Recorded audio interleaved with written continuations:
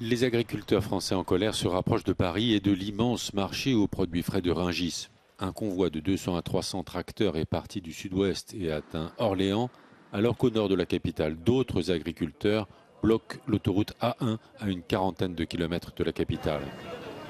Des promesses, des paroles, mais pas d'actes. Donc nous attendons les actes et en fonction des actes, on verra si on lève le camp ou pas. On montera sur Paris s'il faut monter sur Paris.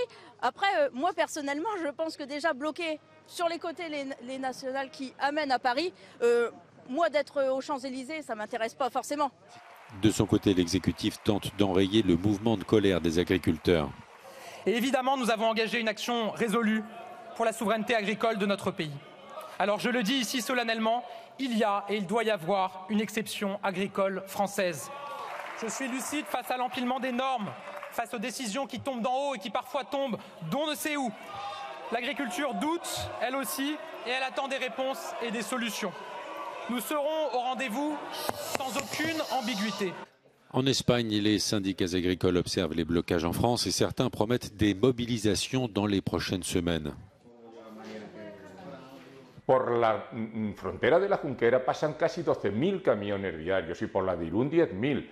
Y que Francia, para nosotros, aparte de ser destino, es país de tránsito obligado.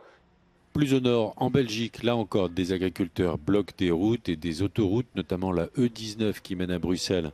La simplification des normes et des procédures administratives est au cœur de leurs revendications. En Italie, à 1 heure de Rome, une cinquantaine de tracteurs bloquent une sortie d'autoroute depuis 3 jours.